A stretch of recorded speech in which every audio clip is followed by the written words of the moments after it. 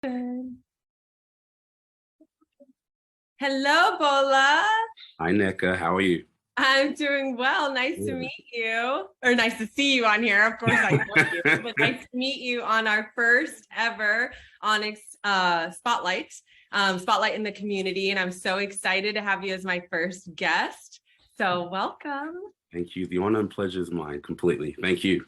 Yay. So I just want to preface this with I'm really excited to just kind of spotlight people in the community, no matter where they are here in the Bay Area, and just show what you're doing in your industry and show how you're committed to making the world a better place. I know that sounds so, random, but it's really important to me that people understand, like, we're all doing different things here, and it's so critical to just show where you shine, right? And I've been friends with you for several years now, and I've seen you grow in such an amazing way, and just your career, but also the things you're doing on the side. And I think it's always inspiring for people to hear from people that they know, like, and trust about what they're doing in their regular 9-to-5 jobs, but then the hustle they're doing on the side and what they're trying to do to advance themselves and advance the community. So it was important to me that we created a platform to be able to showcase people like you. Thank you for having me. Awesome. Okay, so let's get started. Why don't you tell us just a little bit about you and what you do for a living, and help us understand where you're coming from. Okay, the loaded question. What do I do? Well, my name is Bola. Born and raised in London, England, Nigerian family. Emigrated to the United States for college back in 2001. Been there ever since. Have a wonderful 12-year-old son, Jordan, as you may know. Have a beautiful fiance, Alethea Young, as you also may know.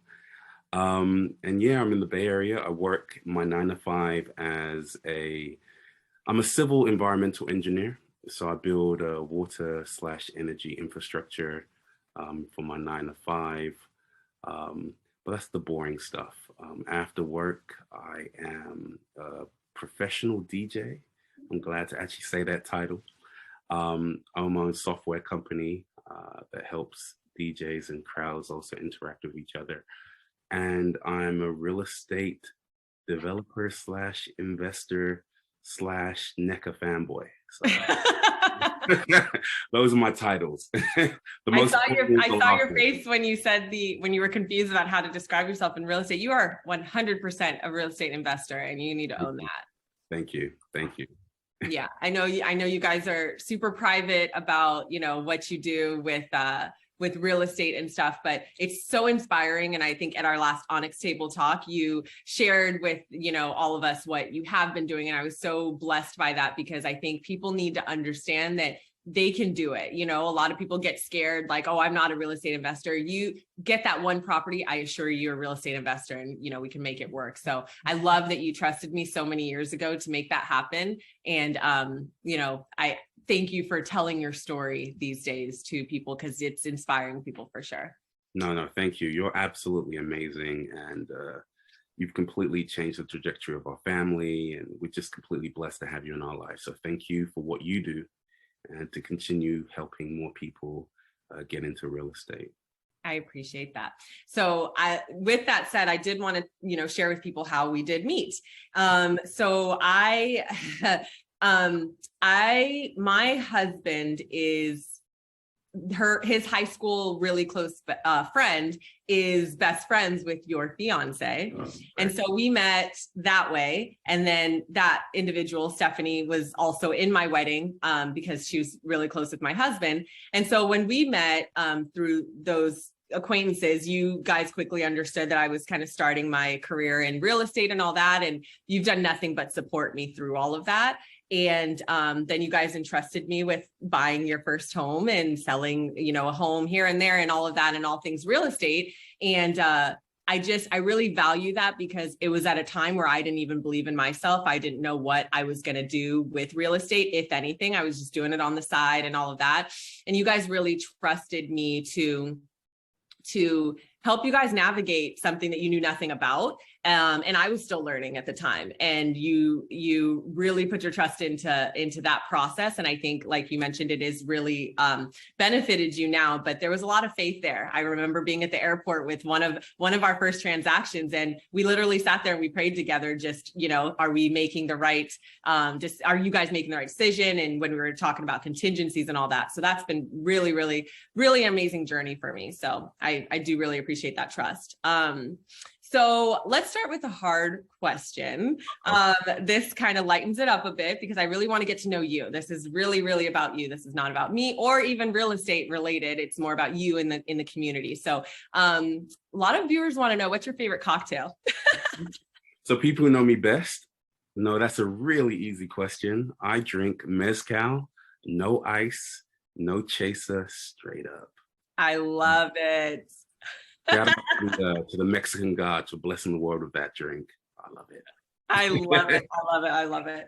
Okay. And then the next question we have for you is, tell us a little bit about your background in the Bay Area. So I know you already told us, you're from London, you have African roots, of course, but tell us about your roots here in the Bay Area. Okay. Yeah, sure. So, went to school in Southern California for several years. The economy crashed.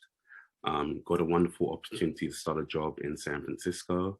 So I took a gamble, then had a very young family. I think Jordan was on the way, 2009. And we ventured up here, and it's been my home ever since. I quickly learned that Oakland was the place to be. Shout out to all my friends who are from here and have welcomed me into their families.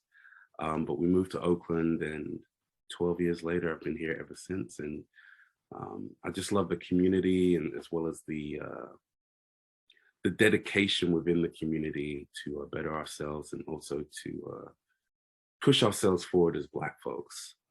I think Oakland's a very special place in that regard, and reminds me a lot of home too. So for me in Oakland, it was quite a natural fit. And like I said, I think everyone that's welcomed me in. So.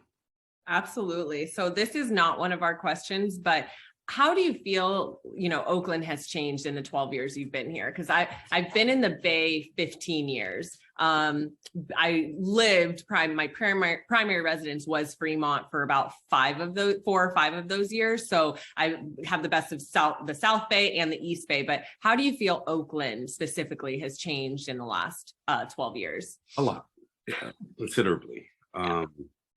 Gentrification is real. There's a lot of shifting of communities, which is going on in Oakland, which has impacted a lot of loved ones. A lot of people feel like they can no longer afford to stay here. I remember when I first moved to Oakland, there wasn't even a Chipotle, and not that I even really wanted one, but that was always like significant. It's like, in SoCal, there's like Chipotles everywhere. There wasn't even a Chipotle, and now I think there's like 5 or 6. Yeah, just absolutely. in Oakland. So there's been a lot of change, but the spirit has always been there. And, I know a true Oaklander can really speak to the spirit of Oakland, but that is one thing that I was definitely able to feel when I first got here. And like I always say, I give thanks to all my friends who really adopted me in to their families. I'll be remiss if I didn't give a shout out to all my friends from Oakland Technical High School. I appreciate you, as well as Skyline and McClymonds as well. So, I don't want to leave anyone out, but but Oakland's a really special place, and it's a place where anyone can be themselves and can thrive that way. And it's really unique, and it's really special, and something that should be maintained. Absolutely. Absolutely. All right. So why originally, when you first came, why did you choose to come to Oakland? Was it an accident? Why was this important for you to be here? So I actually I started a job in San Francisco, asked people, where should I stay? Everyone said, don't stay in Oakland. And so I moved to Union City, and I found out very quickly that I was spending all of my time in Oakland. So it was a pretty easy move for me to move to Oakland. And the very next year, as soon as my lease was up, that's where I moved to. And I've been here ever since. Nice. Okay. what would you say your favorite thing for you and your family is to do here in the Bay? Oh man, there's so much to offer. We're movie people, so we definitely frequently go to the movies. Something cool that myself, Jordan, and Letha can do together. But outside of that, grown-up activities, there's always something going on. From an amazing concert to just hanging out by the lake, by the steps on a Sunday, on a sunny Sunday, to Jack London Square, to, you know, now more and more friends are starting to buy properties, hanging out with them in their local establishments as well. So there's a lot to offer here in Oakland. Too much to count on, but on one hand, sorry. Absolutely. No, I appreciate that. What would you describe this phase in your life? Execution. Been building up for several years. Had a few knocks that knocked me down a little bit, but never gave up, and I've been persistent. And so now I'm trying to execute everything I've been building up for the last couple of years, so that my family can be independent and free. And also we can do more of the things that we enjoy doing and like doing in life. So I love that. So if execution is right now, what was the phase right before, and how long did that phase last, and what did that feel like transitioning into this different phase? Because I think oftentimes we forget that, you know, life is a journey, right? Mm-hmm. And there's different seasons, there's different people in those seasons, there's different emotions in those seasons, there's different priorities in those seasons. And you've seen me through a couple seasons, and mine, I feel like, have been pretty kind of short and you know, compact, like real aggressive just in the last like 5-6 years. And it takes a lot out of you. So what do you feel like the phase was right before, and how was that transition, knowing that, okay, I got to be in execution mode and maybe I have to sacrifice this or that? How did that work for you? I think the phase before, I would call faith and discipline. It's somewhere between, a hybrid between the two. I kind of shared during your event in Oakland and Kissel that, you know, went through turbulent times, family broke up, so on and so forth. Things got really difficult, to the point where I had to make some really difficult decisions to help put myself and my family in a better position. So I actually lived in a small unit, probably about 250 square feet, tiny. Absolutely tiny. Made sacrifices so that I can continue to be a good father for my son, and also at that time a good boyfriend for my now fiance. But I had to make sacrifices, and through those sacrifices, you know, there's a lot of pain, right? But I held on to the belief that if I plan this correctly, I'll get to a point one day where I can execute. And when I'm ready to execute, I'm not going to be stopped. And so the previous phase, definitely faith, having the faith that I can accomplish, and having the dedication and the discipline to do what was needed to be done so that I can put myself in that position to be successful moving forward. Oh, there's so much to unpack there. I really love what you said just about faith, right? It's understanding that this is a moment in time. This is what's required of me right now, and this is the next step, right? So I feel like ever since I met you, and I told you this, you know, I'm from Nigeria, we're both African, and I feel like there's this understanding that you and I both have around what a man is in their family, right? What's important that a man brings to their family. And listen, it doesn't just mean, you know, this part of this conversation is only for married people. This is just, what do you bring to your family, your friend family, right? Your community, all of that. And there's just such high responsibility in that role. And oftentimes when we see, you know, single dads like you, when you were a single father to Jordan, and we underestimate how much it takes to be a really, really good, present and consistent father, I think. And we don't sing the praises of individuals that do that enough. And even those that are not single fathers, right? Within the family, what it means to be a committed, faithful, serving husband to whatever your family structure is. And I give kudos to you, because I think one thing I've always appreciated and recognized about you is you take family very, very important. Family is very, very important to you. You've always been 100% all about Jordan with everything that you do, and all the sacrifices that you've made financially, emotionally, all of that. You've always kept him in the forefront to what's going to be better for him, what's going to be a good example for him. Everything you're doing with your real estate investments, what's going to be important for him. And it hasn't all been easy. You know, you're literally doing a lot of construction right now. It's taking a lot of money. It's taking a lot of stress, and it's not easy. And when I met you, when we were finding your first place I think it was going to be your first place living with your now fiance, Alethea, when you mentioned the 200 square foot, I remember I think Laura was with me, and we were just like, wait, what? His place is 200 square feet and you were living there with Jordan. And, you know, Jordan still had all the love in the world. He still had everything he needed. You always have him in the best schools and make sure he's taken care of. But you knew you were sacrificing in that time in your life in a 200 square foot home, and you had your sights set on something better.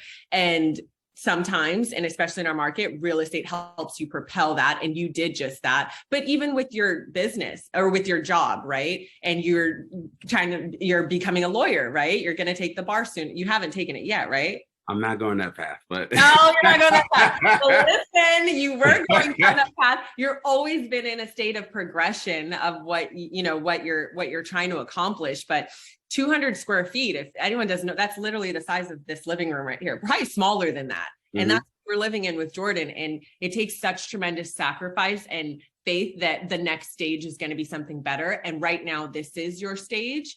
This is your phase, and that's okay. So I think with all that said, what would you say because it's really important to me now that we're in a space, you and I, or people like us, where we have the ability and the capacity to give back. It's important to me that we recognize, okay, now that I'm here, what would I have told myself at 18 that I should have known then, that I would, maybe I'd be further along now? What would you say to an 18-year-old man or a 21-year-old man that, with whatever stage that they're at, what would you say to them to encourage them to just stay the course, right? What would be your advice to them? Get into tech. No, I'm playing. That's the stepping stone. I'm playing. But are you really playing? I think you're like being for real. I don't think that's a tenet of where we're going with this conversation, but I'm like, damn, I could have done something else. But no, seriously, life is difficult. Life is difficult. It's not going to be easy. Just stay focused, stay on path, come up with a plan. There's a famous saying, it's the 5 P's. Some people call it the 7 P's, and there's a little expletive in the middle of it. But proper preparation prevents something poor. Poor execution. Poor planning prevents. What is it? I can't remember. Prior planning prevents piss poor performance. Ooh, there you go. And sorry for spitting out an expletive on your movie, right? It's okay. I don't mind. But sometimes, you're not going to win every single time. But as long as you prepare and you plan and you work hard and you stay focused on what your goal is going to be, you can get there. And then also, I didn't take that tech path, right? And I did a different form of engineering.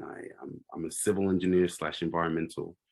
And I'm glad for the decisions that I made, because it's definitely helped me in what I do today. So that background has helped me out with all this real estate stuff completely. Even with my financial management and fiscal planning, right? The concept of sustainability, which is key to the environmental movement, can be applied in every aspect of your life, right? It can be applied to any business that you own, and definitely to finances, right? So in any endeavor that I take on, I try and make sure that everything is sustainable financially as well. So am I just going to be draining money, or will I be able to recoup the funds that I'm putting into this and some? Is this self-sufficient by itself? Right. It takes a level of people sometimes look at you like, why are you doing that? You don't have to do this. But if your eyes is on the prize, Yeah, um, it's all going to work out in the long run. absolutely. One thing you said there that I thought was critical is just, you said proper planning.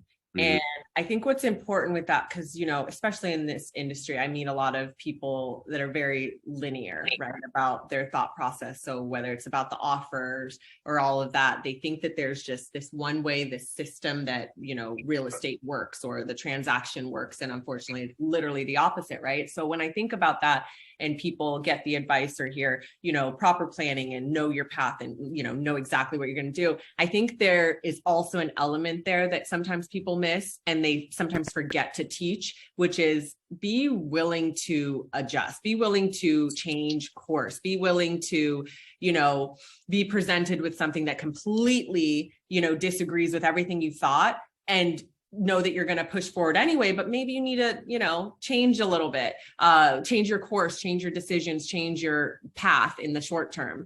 And too often, I think we place these boundaries upon our life, upon our goals, upon our strategy. And then we forget that the most powerful, the most successful people learned how to adjust given, you know, the scenarios that arise. That's literally the beauty in how they're able to, you know, the grit and resilience that they have, how they're able to push forward, is basically how well were they able to combat those, you know, those daggers that came from every angle. Because as you're propelling your career, you're going to have objections, you're going to have things that stand in your way, and your ability to push through is literally what makes you powerful and successful. I read something, you know, I don't know the quote well, but it was just something like sometimes the most successful people are able to make decisions like that. And what I take away from that is, I pride myself on being able to make decisions, move on, move to the next thing, right? But the trick there is understanding that it doesn't mean that your decision is going to be right, perfect, and on point, you know, every single time, right, when you make it. It means that you trust yourself enough that when you make that decision on a Monday and Thursday, something comes up and presents new information or a new problem that you have to solve for, that decision you made Monday doesn't mean you made the wrong decision. It means that you trust yourself enough that on Thursday you can change course completely, and you know that you're going to still push forward. You know that you're still going to accomplish your goal. So I think that's the trick, is just understanding that not everything is finite, is definite, is, you know, end all be all. You just got to be able to, you know, juck and jive and move with it a little bit. So I think that's super critical. So they say fail fast, right? Fail fast. And then also every experience is a learning experience. So it's not about having a wrong decision. It's like, what can you learn from what just happened so that you don't make the same mistakes again and you make better decisions moving forward. So I completely agree with everything you just said. Right. What you just said too, when those things arise, I'm always remembering how much every single thing that I've been through, it's usually a precursor for it's a lesson that I need to learn for that next challenge that's coming up, and I'm going to handle it better the next time around. Right. I'm going through a situation right now where a client, 4 days in, they moved in and basically the house flooded and just all this stuff is going on. Right. But it's not that I did anything wrong in that scenario. It's not that the other listing agent did. Maybe a contractor missed a couple of things. In fact, that's what happened. But having that information, having that scenario, having that story, while I'm going through it, as stressful as it might be, I'm constantly remembering there's a lesson here. There's a lesson here. God's trying to teach me something, and the environment's trying to teach me something, whatever it is, right? There's a lesson here. And usually in a year, 6 months, 2 years or whatever, something arises and I remind myself of that lesson that I learned. And I'm like, okay, I can act a little bit differently. I have a little bit more information for what could go wrong, right? We always have to be thinking about, what did this teach us? So super cool. Very cool. Let's see. How do you hope to inspire the community with the work that you are doing? That's great. Just by showing it can be done. It's kind of funny because Alethea and I started off with a group called Everylink a few years ago, and through that group, our goal was to try and increase entrepreneurship within our community. And so we spotlighted various different entrepreneurs, some people you may even know. But through these spotlights and hosting events, we're trying to encourage people to collaborate, work together. Here are different business resources that you can use. Here's different funding opportunities. We were even able to give $10,000 to a very close friend of mine, Kai from Oh Kai yeah, XR. I Go remember follow that. Kai XR. She is absolutely phenomenal, and she's another person that inspires me every single day. But we're able to help people out. But one thing I did learn from that process is that sometimes you can bring the horse to the well, but it doesn't mean the horse is going to drink. You know, you can push and encourage all you want to. You can spend a lot of energy doing that. And people aren't necessarily going to take it. They're going to appreciate it, but they may not follow. And so one of the best things that I've learned is that sometimes you just got to do by example. And, we kind of leaned more into this real estate stuff. Also leaned into my software company as well. That's why I'm not doing the law school thing. But leaned into my software company, and I felt that, if I can show people that this can be done, that, you don't have to really have much. It'll make it easier if you did have something, but even if you don't have anything, there's always something that you can do to level up, to get to the next level. That's what I landed upon. And then on top of that, on the side, which isn't a job, just sharing our real estate journey, sharing resources, trying to show people that it can be done. Yeah. That's really important to me, because going back to the big landscape of one of your initial questions, how is Oakland changing? For me, it's really important that people in the community own our own properties. And I know in the Bay Area, it seems like an extremely daunting task. But just from interacting with people like you, learning from other people along the way, there's resources, there's tools out there that people are just not aware of that help you. Yeah. I mean, I don't care if you have a terrible credit score. I don't care if you only have $500 to your name. There's ways to get into the market. And so that became somewhat of a mission as well for myself, and also with Alethea as well, trying to get more people to own. And once we own more, we then get to also control our communities. We get to control who governs our communities, how well our schools are, what type of resources there are for other people. So these are some of the things that are really important to me. You mentioned that, not everyone's going to drink. You can lead them to water. They might not drink. I know that to be so true, but you don't allow that to stop you from teaching other people, to stop you from leading, by example, like you said, because you might do a big platform of 100 people and give them your playbook, if you will, of everything you're doing, how to be successful and all that. One person might actually do something with it. And I remember I went to a convention once, and there was a lot of people that had more of a scarcity mindset about, well, I don't want to give anyone my playbook. I don't want them to, be more successful than me and all that. It's not even about that.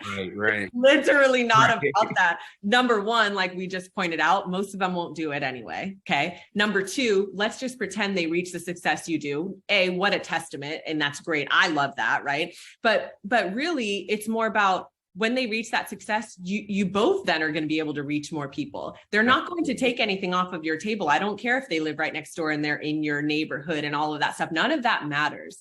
But the fact that you're still see the benefit in giving back education wise, sharing your story. Sorry about that. Let me just sorry about that. I wanted to keep it on just you and I. The fact that you're still willing to share your story with people, despite the fact that, they could become your competition, I think is critical. And we need to do that more in our community, in every community. We need to be encouraging that more, because how I got here, a lot of it was accident. A lot of it was faith. A lot of it was grit, resilience, hard work. And I want to make sure that the next person doesn't have to have it as hard as me.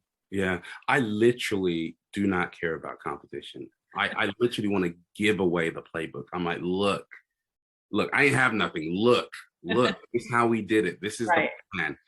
These are some of the risks that you're going to have to go through, but this could be done. I can see this in you. I'm literally giving it away to anyone that wants to know our story and how we did it. So mm-hmm.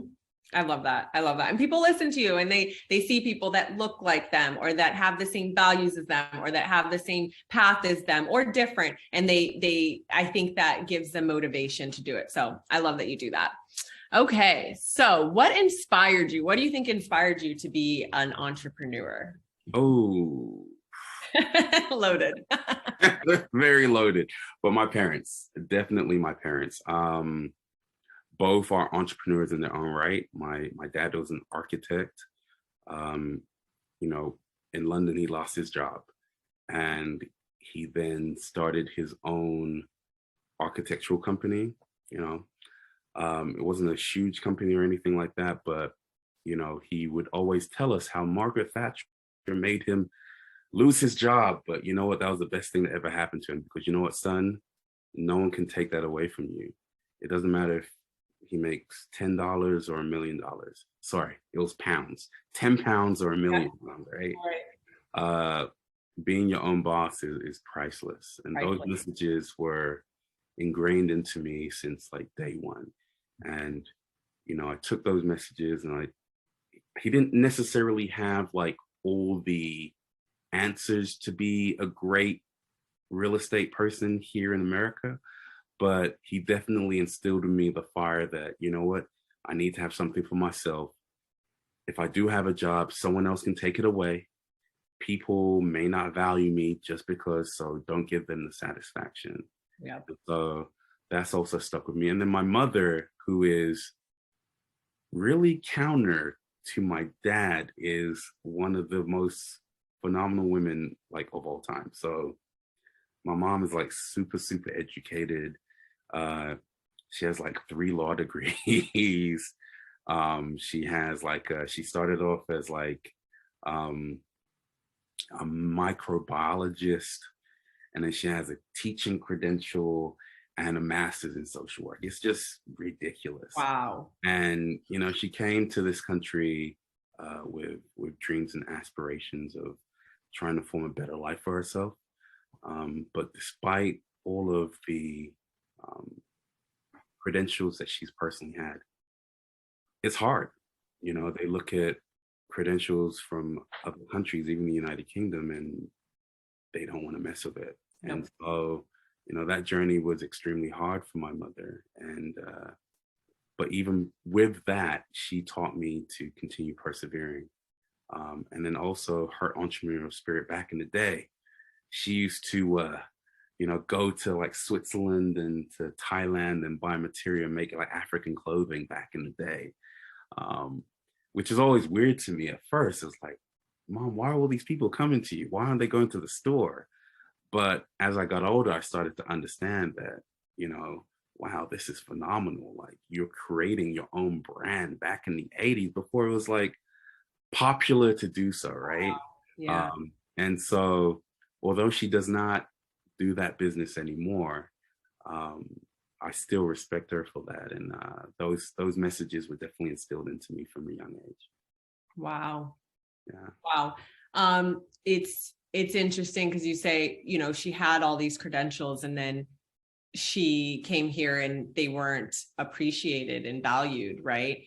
But you still heard, saw, and listened to all the values that she brought with all of her experience, and then your dad, and you're basically their wildest dreams, right? My good friend Rue, who I'd introduced you guys to recently, she said before, I've seen her post something, or we are our ancestors' wildest dreams. Like when we really tap into what is my purpose here, what do I feel I'm supposed to be doing right now, and really stay committed to helping others, I think we're truly, truly, truly listening to that gift within about making the world a better place in our little world, right? Our little community. And if we're all committed to doing that, how much more amazing is it going to be to live here, right? My dad had a similar experience to what you're describing with your mom, of just, having all these accolades, having all these accomplishments, and then coming to the US and kind of just feeling like you're just tossed aside, right? You're just not as valued.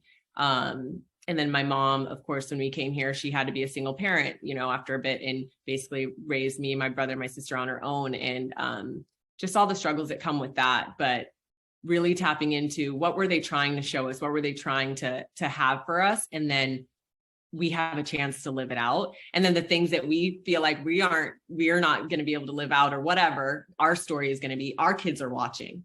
Our kids are watching, and then they're going to have their own story.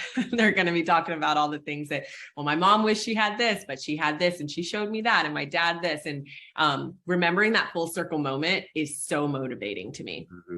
For me, everything I do, I'm always thinking about my kids and when they're older and what they're going to say about the things I'm showing them and teaching them. And, what are they going to say to their counselor when they're 30 and they're dealing with their own issues, right? What are they going to say about the things that we put them through? So yeah, that's pretty cool. Perseverance, hustle, and determination. That's it. Like there's no room to quit. If someone tells you like not an option, it's literally just not on the table. It's, my mom's incredible in that regards. Like, they told her this degree isn't good enough, she had to get another one. Told her that degree is not good enough, had to get another one. Like, it's like, what? Yeah. It's crazy when you really think about it.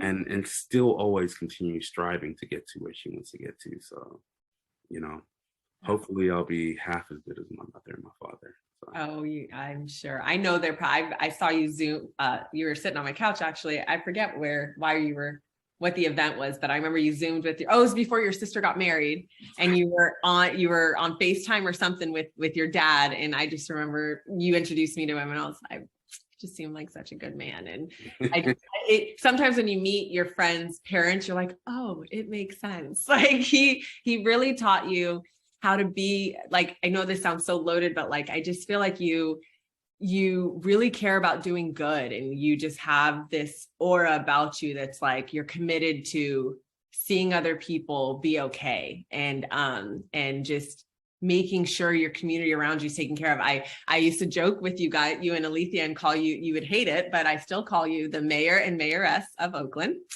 Don't get me. No, because I just, ever since when I first met you, so when I moved out here, I moved out here by myself. I knew nobody. And then I met my husband, Calvin, about a year to the day of moving out here for a job. I met him, and then it was pretty much game over. I knew I was never going home again. Right. But I remember I felt very alone here. I didn't really have a community, but I'm also kind of an introvert. So I wasn't really trying too hard either. If they weren't at my job or whatever, I was going home, I was just chilling, right? Or going back home to Arizona, like every month, And when I met you guys, I remember you guys, like anything that was happening in my life or anything that I would bring up, you'd be like, oh, I know someone. Yeah. And you'd send a group text message. I want you to meet Nneka. I did nothing for you. I was nobody. And you guys were such includers in the community of just like, you need to know this person. Let me introduce you to this person, and bringing me to every single event. And I just remember feeling like, I didn't even pour into our relationship. And you guys were just always pouring into me and always pouring into Calvin. And, that you don't see all the time. And I really appreciated that. Love shouldn't cost nothing. Unfortunately, we live in a time and age where everyone's trying to get something from somebody. And, I just like real people, real down to earth people who are good people, good-hearted people. And those people, I'll give them the world. If you're a good person, I'll go to bat for you always. And you are a great person. And so we appreciate you. Thank you. I just love you guys. Okay. What words of wisdom do you have for people, just in general? Ooh. I know, another loaded one. Ooh. It'll lead us to some gems. So many.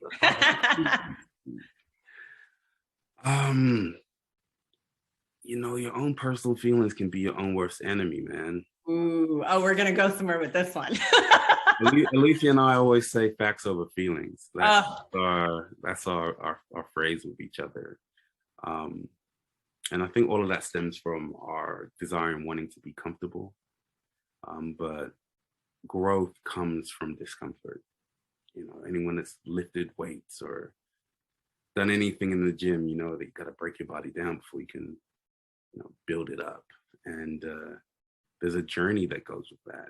And in order to, get to the next level, you got to go through that journey. And that journey may not be easy. It'll be easier just to sit at home and, do nothing. But, Right.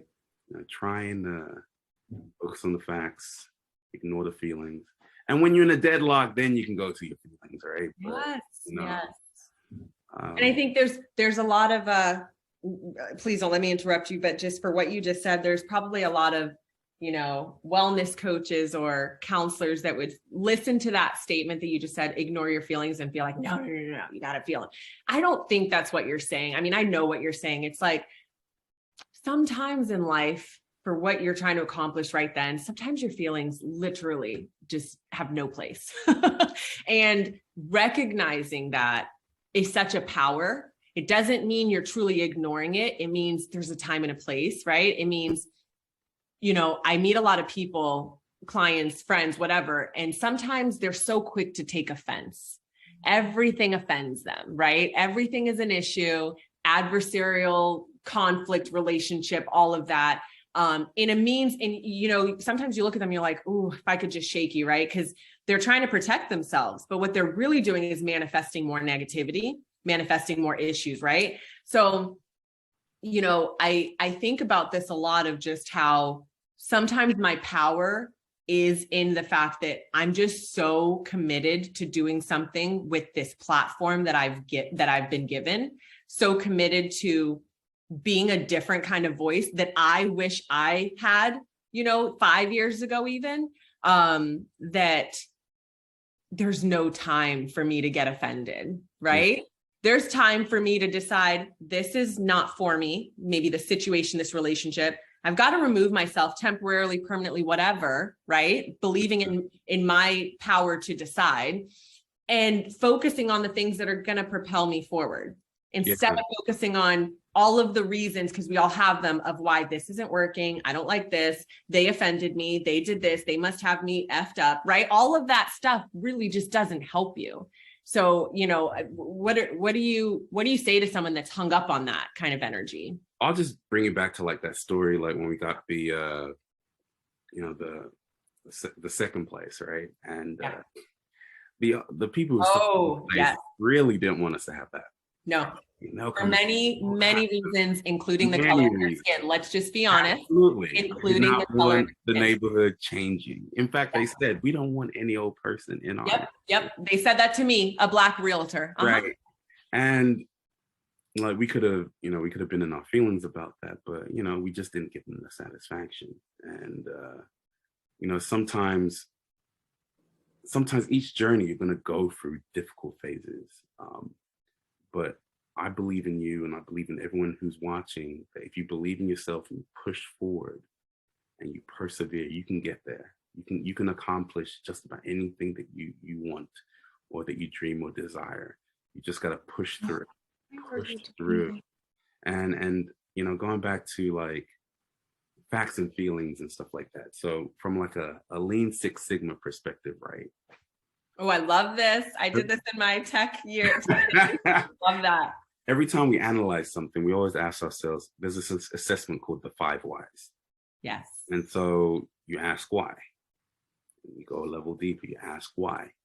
Go a level deeper, you ask why. And hopefully, using that exercise, you can kind of get to the root cause of what the problem is. Every time you have a feeling, there's a reason why you have a feeling. And that feeling is valid as long as it's imbued in the truth, right? And so if you're feeling some kind of way about some kind of a deal or some kind of a situation, ask yourself why. Why is this situation making you want to back out of it? And then ask, why is that occurring? And eventually you get down to the root of it. And a lot of times it's personal insecurities, which we all have. All of us. We all have them. Imposter syndrome is all-time high these days. We all have it, right? But, sometimes you just got to jump in the deep end and push yourself through. Yeah. If that's really for you. If it's not for you, if there's really a reason why it's not for you, you may also discover that as well. Exactly. But don't let your fear be, the driver, stop you from doing something great. you know. And the what you just described, the process of going through those fives, I truly believe if you started with the first why, sorry, there's a fly in here. Oh my goodness, I hate flies. If you start with the first why and you're angry, like you are just angry, if you do that activity, by the time you get to the fourth or fifth why, you're not as angry. You're just not. You're not as emotional. You're asking different questions, and then you can figure out a solution. And like you said, if it's not for you, you'll figure that out too. Absolutely. Right? Giving yourself the time to feel those emotions, feeling all of that, and gradually figuring out, how do I get out of that? Because are we going to sit in it forever? Listen, sometimes I want to have a pity party, and that might last a few hours and it might last a full day. And I think that's a form of self-care also. Absolutely. I think that's a form of recognizing I need this. I need to have a pity party. I need to lock myself in my room and watch Netflix or whatever for a little bit. And I think that's a form of self-care. It's just like you mentioned, okay, give myself that time. And then now how do I get out of it? What am I going to do with this? How am I going to use this to serve me? Right? Absolutely.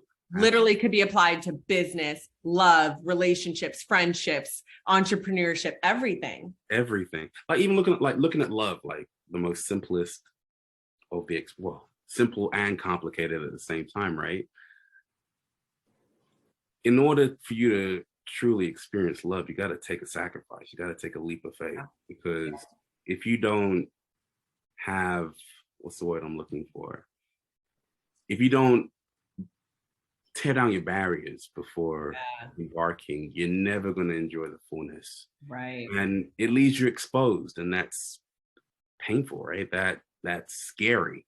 Same thing in business, right? You have to take a risk. That's true. You have to look at the investment. You have to look at all the details, make sure all the numbers add up, make sure they're completely in alignment with what your vision is.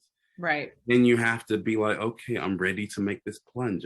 Right. You could be scared, and that's fine. Use that fear as a way to motivate you and to push you forward. That's literally the beauty in all of it, right? Absolutely. As long as you've done all the proper preparation before. Right. And ultimately, and this is what scares most people the most, you have to trust in yourself that you've made that correct decision. Right. You know, and it's easier to say, oh, well, let me just do it. Nneka, what do you think? What do you think? But ultimately, it's like once you've done all the preparation, once you've exposed yourself and you're ready to take that leap, you trust in the preparation that you've done. Right. And once you're able to take that leap of faith, you realize that, you know, you've done all the work that was needed to be done in the first place. And hopefully you reap all the benefits of all that hard work. You said something, you know, trust that, you know, you're in the right place or you made the right decision. And I really feel like the right decision is just the fact that you did it, because I've learned more from the things that didn't work or the things that were short-lived, right? I've learned more from the situations, relationships, or business endeavors, entrepreneurship ideas that didn't work. And I applied them to the things that are currently working or that are, you know, that I have for the future. Right. It's like, you can't replace experience. You can't, like, knowledge is literally based upon the experience that you have. And so if you're smart and you use other people's experience too, which means you're listening to other people's stories, you're asking them questions, you're tapping into what they're doing until you can then do your own thing. I think that's the true beauty and growth, and really, you know, embarking upon something that can change generations. Absolutely. Like even before, like jumping into the real estate stuff out here, I used to talk to Igwe's husband, Perrin. Yeah. I used to talk to, that's another phenomenal person, by the way. That's one of the greatest human beings of all time. And he's married to another greatest human being of all time, right? But, you know, I used to talk to him all the time, pick his brain. Used to go to different meetings with him. He used to give me stuff to read. Used to look at all different types of things, which helped to build my knowledge, right? I have a great friend, I'm not gonna name his name, but he was dating someone and that relationship didn't go well. Okay. It didn't go well at all. But I remember, like, they had some kind of family barbecue and I was chilling with the girl's father, who's in real estate. And so while everyone's all wilding out, having a good time, barbecue, you're getting some knowledge. Yep. I was talking to this old guy and he taught me so much. He taught me so many things I would never have thought about that I'm literally applying today. And so, you know, the bottom line is you can learn so much from so many different places. from so many different sources. There's so many books out there. There's so many people. We have to talk to them. We have to talk. Don't hide behind your phone when you're at that party and you're turned up. Talk, have conversations. There's beauty that happens in rapport building. Absolutely. From him, I learned like how to, why does he divide up why does he have multiple LLCs for the multiple different properties that he had? Like I learned had that conversation while I should have been turning up. And was I with Alethea? I was with Alethea. I should have been dancing with her, doing the dirty wine or something like that. Instead, I was like talking about real estate and how to get in and how we position themselves. So no, absolutely. I the way I'm raising my kids, I feel like I'm even when they have a temper tantrum, right? I'm encouraging them. What are you feeling? Talk about it. Because I think so much, especially with COVID, right? We're not talking enough. We're not having the conversations. And I think part of that is we don't want to have the hard conversations, but the beauty in relationships, the beauty in growth is literally working through those hard conversations. Oh, fact. Yes. Like people think, I don't like conflict and No, you're thinking of it wrong. Conflict is not all negative, right? We have a question. I'm going to look at it. Conflict is not all negative. Sometimes conflict is pushing you past all the things you mentioned about insecurities, right? It's confronting your insecurities. It's shaking you a little bit and saying, listen, there's something here. Go through it. Don't avoid it, right? Yeah. Pushing that boundary to the next level, increasing your tolerance, right? So that you can handle more, absolutely, completely agree with you. So. Absolutely. So we have a question. Oh, okay. Boule, did I pronounce your name right? I hope so. Can we hear more about different LLC strategy? What did that guy at the barbecue teach you? Yeah, he's the one that told me that, not to have everything all in one place, right? So instead of just having like one LLC for like all of your properties, like divide them up. So Delmont Avenue Incorporated. So Boom. Whatever other place incorporated, have separate places so that you reduce the liability in case something goes wrong. It's isolated, and especially if you're going into business with multiple different people. So as part of like a group where we talked about investing into different properties. Some people may have invested into one property, others may not have, right? So, instead of having one big group where everybody is now part of this pool, right? Have a separate LLC for that property who's invested in that. You can also divide up. You can also determine how the proportions of split. Who's the manager? All of that. Exactly, all those things. So it just gives you more flexibility and more control and more protections as well. It does cost a little bit more, right? So that's $800 a pop, right, each year. And don't go the cheap route. Don't go with that guy that says, I'll do it for $5. You'll pay for it. Oh, hell yeah. Yeah. There's so many people that say, oh, just do it on LegalZoom, whatever. Listen, I don't care where you do it. Just do it correctly. If you ever get on the IRS, if they ever put a red flag on any of your endeavors, you're continually going to be on that list for them. And it's going to make it easier for anything you do with that city for them to check you out, right? So you really don't skimp on the $800. I think we have 5 LLCs now, and we separate everything. And we also have a bank account for each one. So we go to a bank that's going to listen. There might be a ton in this one. There might be not so much in this one. I don't care. I want everything to be separated, whatever income and inflow, outflow of income that's happening in that account. Because when tax time comes, it's just easy. It's just easier. Yeah. Do not blend the money, right? No, you can't blend it. Unveiling the corporate. Oh yeah, the corporate bill or something like that. What it's called. I'm not the tax person, but that thing. No, absolutely. Boule also said, for example, how do we get a mortgage in a brand new LLC? I love that question because you don't, unless you're paying all cash or using a smaller investor that is more flexible with this. From what I know, and I don't know if Patty is on here, she's on live. So if Patty, if you're listening, tell me if I'm lying to them right now. She's one of my lenders, but the truth is most lenders will not let you buy that home in an LLC. And here's a couple reasons why. If you're buying that home and it's your primary residence, they want a human to buy it, right? So they're not going to let you put an LLC. You can put it in an LLC after, but read the fine print, because there are some lenders that will put in their fine print that if you do put it into an LLC even after and you don't tell them, they can call the loan due. Will they do that? Are they like watching for you to do that? Probably not, but really just know what you're doing beforehand. What we've done, for an investment property, it's, I believe, much easier to do that. Now, if you're, Bola, please correct me if I'm wrong. If you're buying the investment property outright as an investment, initially, not like as a single family, and then you convert it, from what I know, you can buy it with the LLC, but you have to check, like your LLC may not be established long enough to like qualify in a sense, right? So they may not allow you to do that either on the onset, but you can do it right after. Depends on who the loaner is, and Patty would probably know more than me. But if you're going with some of the more conventional loans, it's a little bit more difficult. If you're going with like a hard money loan, they may be a little bit more flexible with that. But I wouldn't advise that for any first time home. Yeah, no, just focus on buying it in your name. Then talk to your, your tax person, all of that, and see, okay, do I want to move this into an LLC, or how do I do that? Okay, one other question. And in Oakland, make sure in Oakland, they're not going to tell you, but they are going to assess you a fee for doing the transfer. And they're really shady about it. They won't tell you, and then they'll charge you like late charges, stuff like that. So make sure you check with the city as well to make sure that when you do your transfer that you pay off all of their fees. I think like a $300 fee turns into like $5,000. Like, no, absolutely. Crazy.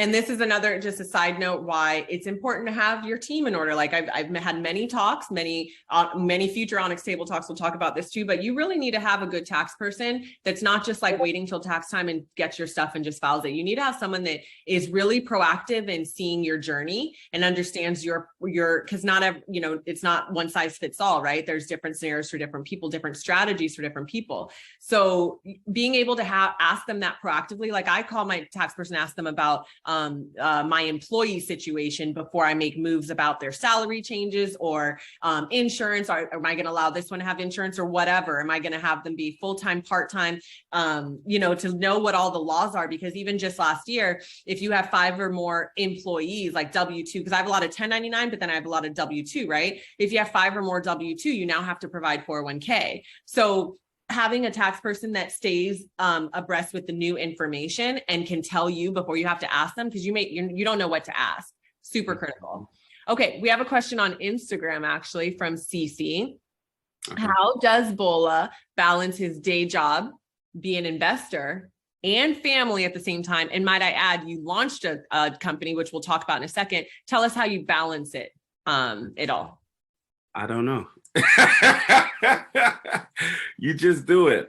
You just do it. You don't think about it. You just do it. But make sure that you prioritize time for the people that you love, right? So make sure you still do your date nights. Make sure you have time with your kids. Make sure all of those important things really matter are done.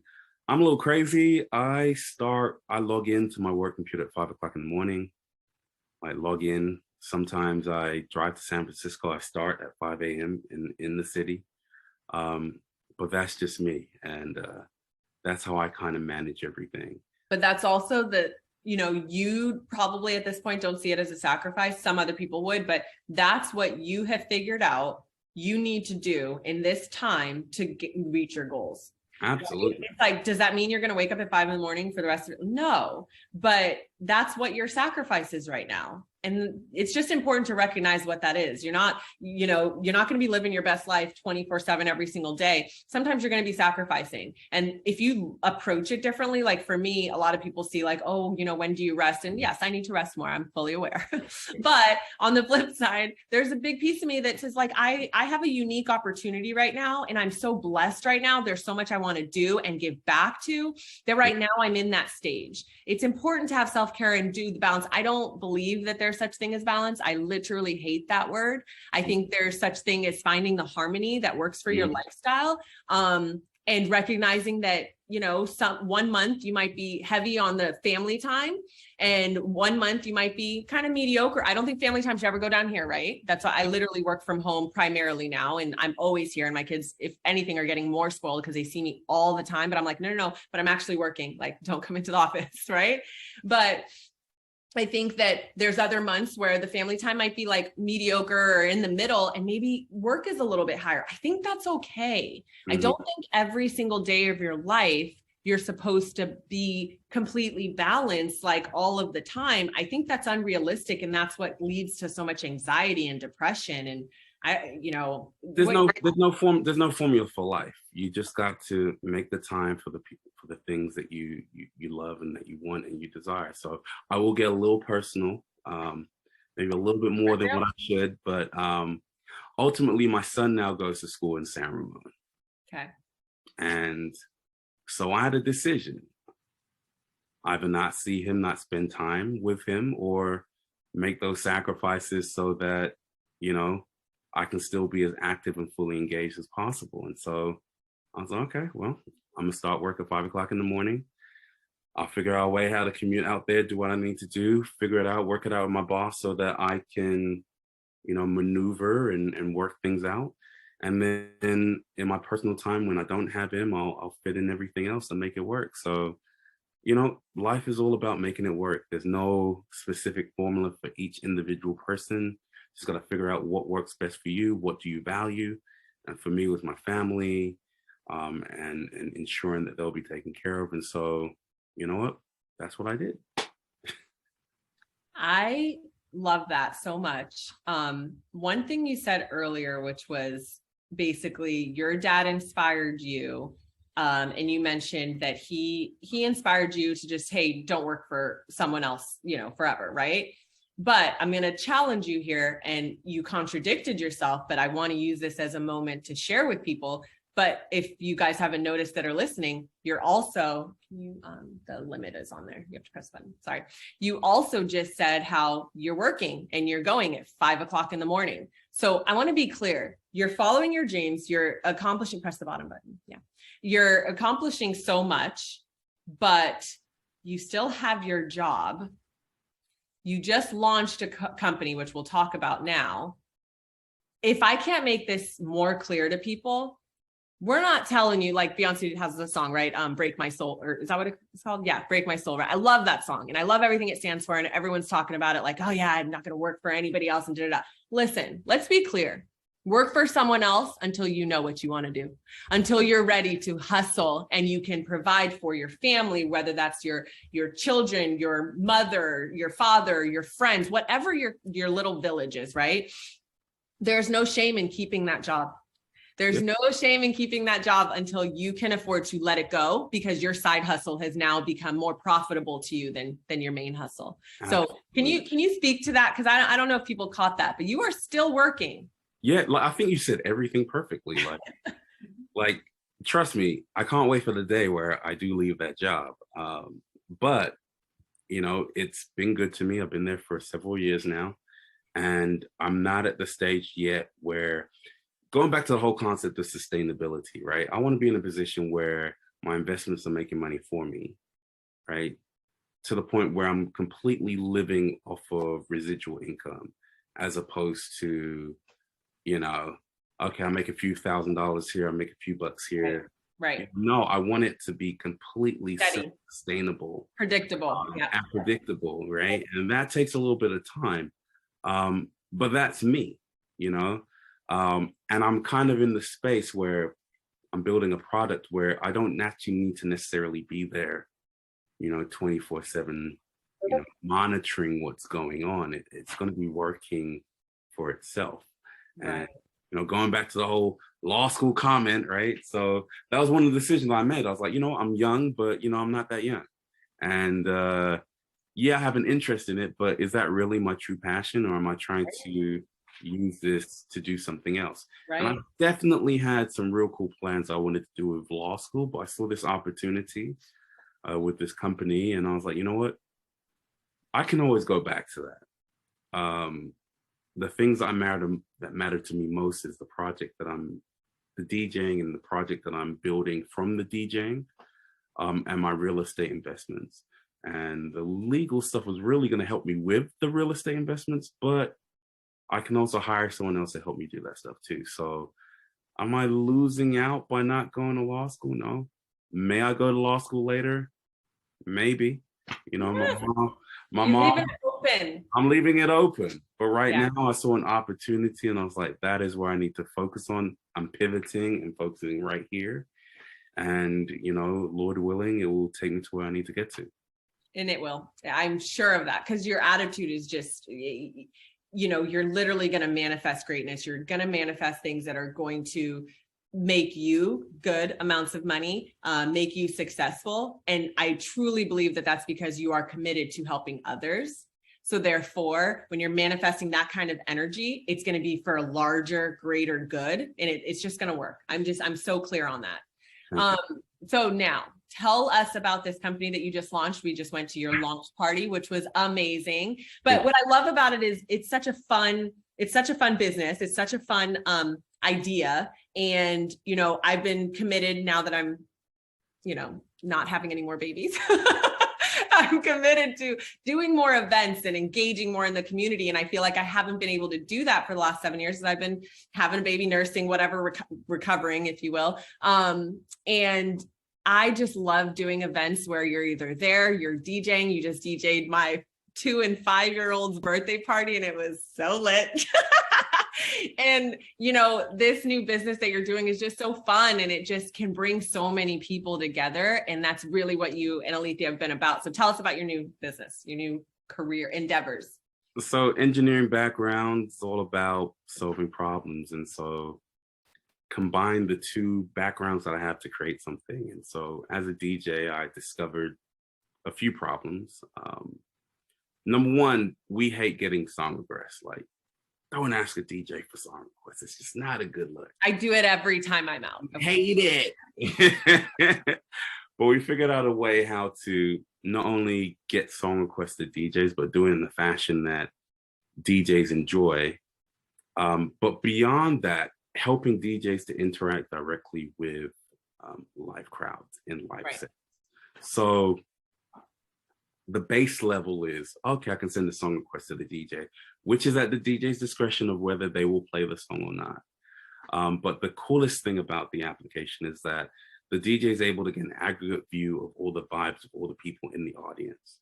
And so if most of the people want a super turned up vibe, that information can get aggregated and sent on to the DJ.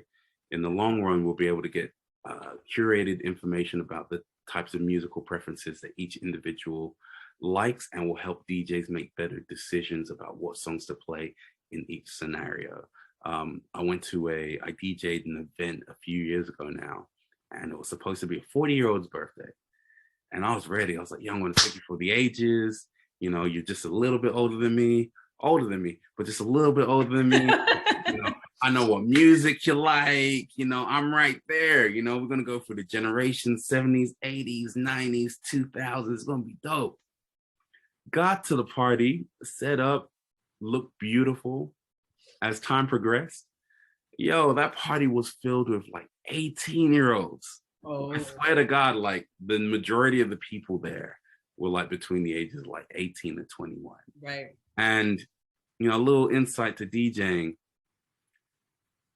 super young people are really fickle when it comes to their music selection, because they have like less of a bandwidth, right? Like they want to hear only music that came out like last week. Yeah. I DJ'd another party in like 2019, and they said music that came in 2017 was old. And I was like, wait, what? Like, what is going on? So from that situation, I was like, okay, well, this could be useful in the future. Not only for getting information to the DJs, but what is the vibe of everyone there? How can I make a better decision while I'm DJing? And then on the backside, as with technology changes and you'll see more virtual events, you can't actually look at the audience and tell who they are. So this also helps you to interact with people who aren't directly with you. I'm not supposed to use this word, but we are metaverse compliant. You know, Oh, we're yeah. able to like interact with people in virtual spaces as well. Right. And then last but not least, you know, just be able to on the DJ side, we're going to be providing DJs with some really unique data that's really, really going to help them out. And everything we do is nothing's personalized. You won't be able to tell like any individual person's data. We also are not selling data. We're also not giving out personal identifiable information. So It's everything's completely just value add. about the music. And Yeah. this is what I like. And how can we provide that for you? Right. So do I have my phone here? Grab my phone. I want to show everyone. Oh, goodness. Uh-oh. Oh, of course, it's on live. Can I see your phone? So tell everyone what the name of the app is, because I want people to download it. It's super, super fun. What is the name of the app? The app is called Vibe Nexus. Relax on downloading it right now. But soon. But very soon it'll be available for everyone's downloading consumption. So we did the test event, like I said, on my birthday, and people got to play around with the app. We're making a few changes. We got some really good feedback, which we're going to be incorporating into the app. And then very soon we'll be reaching out to all of your favorite DJs and trying to get them to adopt this application. Yes. So I'm just going to show everyone because they're going to download it soon. I'm going to be plugging it. Let's see here. So it's Vibe Nexus. It looks like that, if you guys can see that. What I loved about it when I downloaded it at your event and we used it, even though I was late to the party, I requested something, but like the party, it basically told me the party's over, like you're late. But it was nice because I didn't have to go up there and, you know, have the loud music blaring and I think you can see other people that are on there. You can see where other DJs are at nearby. Like, tell us a little bit more about what the app is going to do. So some of the background stuff that you'll be able to do, you'll be able to see like top requests that have been made, most popular requests over a certain time period per genre. Also, from the user perspective, eventually you'll be able to see the average vibes of all the locations, all the bars, clubs, and etc. in your city and make a decision about where you want to go. Where you want to go.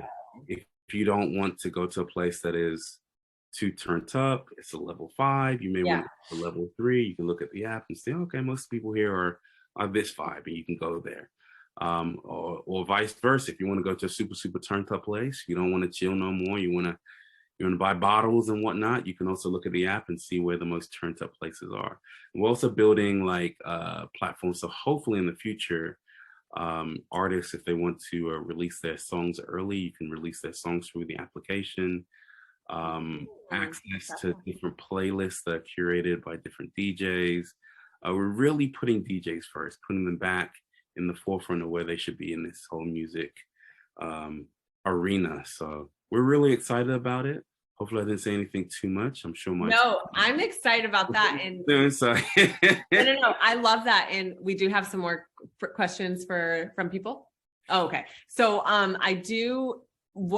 really excited because, you know, Beyonce just launched her new album. And I'm just trying to wait for you to have a party that, for whatever reason, because I listened to it yesterday for the first time, I was like, okay, yeah, this is a great album.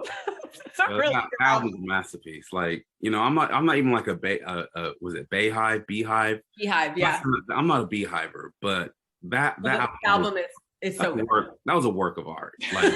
Like, I really want to sit down because, you know, the musicality in some of her songs, the lyrics, like I want to sit down and literally read because she is just so brilliant sometimes with some of her lyrics. I'm sure Jay-Z's there in the background helping her out, but it is so good. And you mentioned something earlier about like, you know, you and Alethea talking about, you know, what you're doing and you want to be comfortable in all of that and thinking about the future.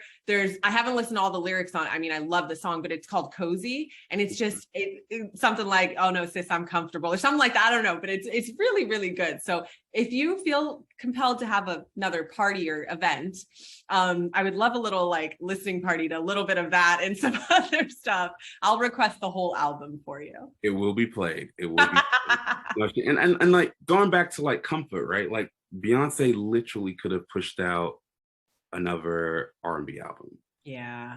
She really, really expanded herself so that she can venture into new sounds. Sonically is different. It's not something that you would typically listen to, right? Or Yep.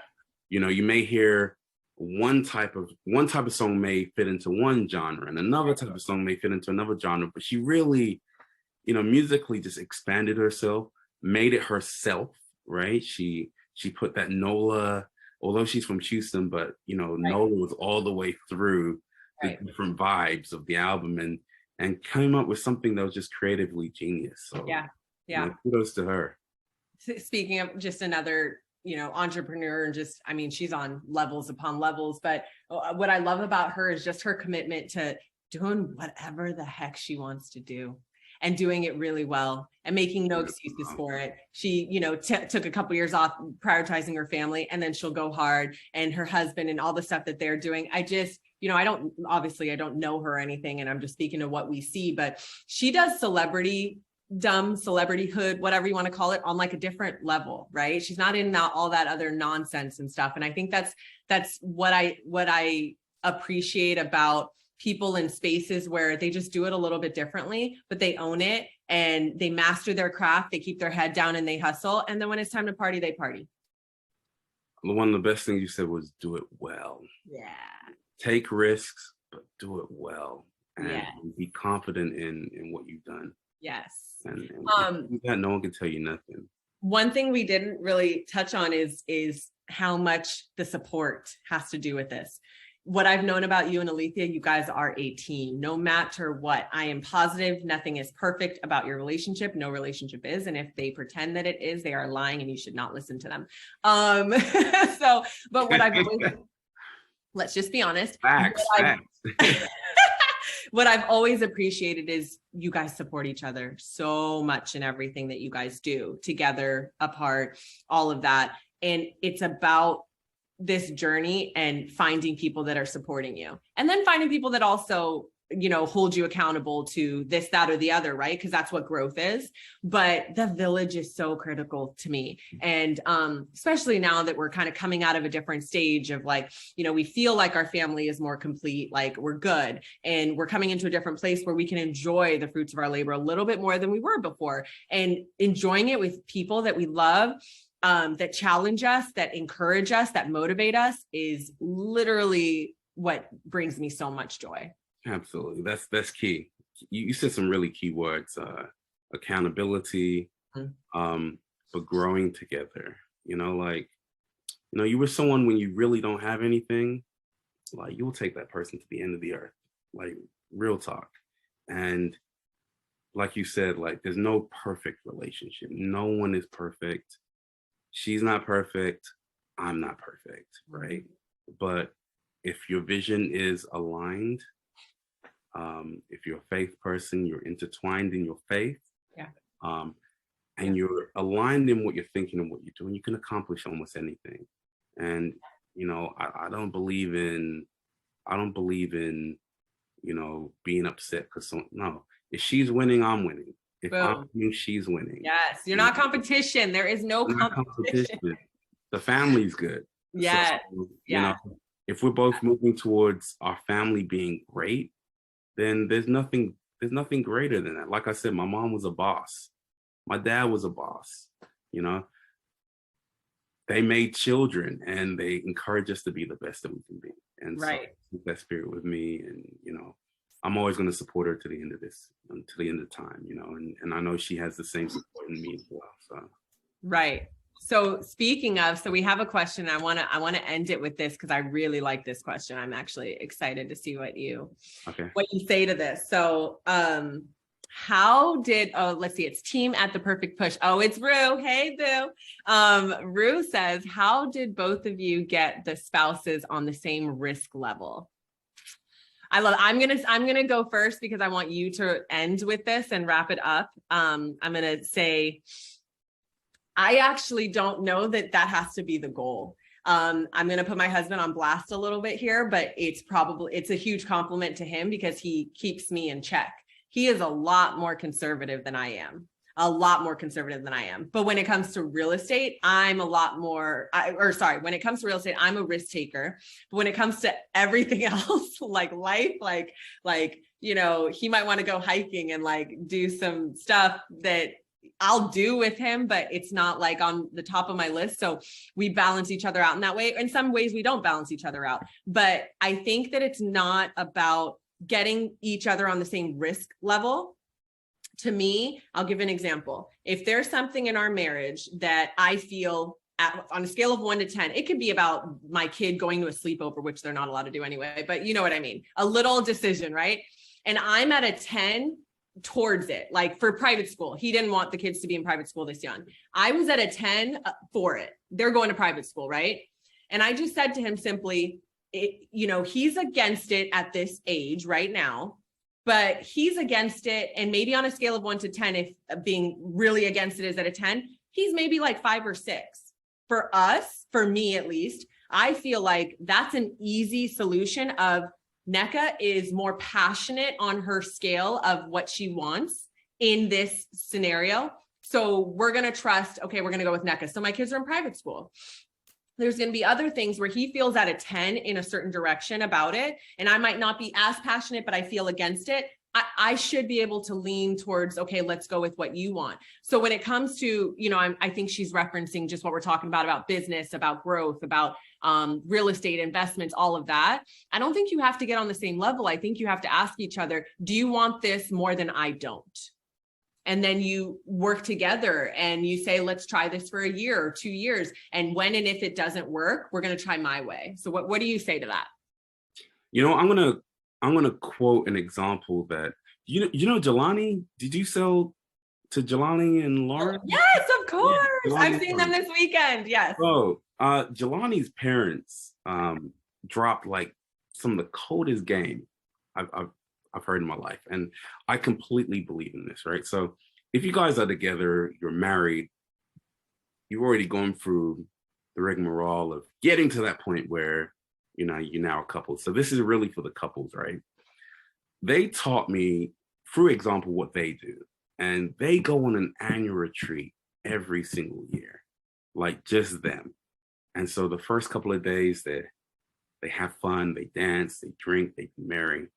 And then they come together on the third day and they plan their budget for the year and they negotiate what is going to be the, I don't want to call it out of budget expense, but the extravagant expense for 1 year. And 1 year, you know, oh, I might want a motorcycle, right? And, you know, Jelani's mom would be, no, we don't want you to have, I don't want you to have the motorcycle, maybe next year, right? Yeah, right. And they negotiate that way, but they plan it out. So, oh, I didn't get what I wanted last year, so next year, can I have it? And they work it out that way.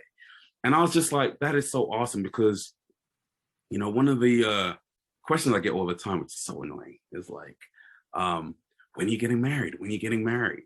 I ask you that like probably every other month. Annoying. And, well, at least I was saying, are you going to buy a house or get married first, or what are we doing here? Are we buying a house, right?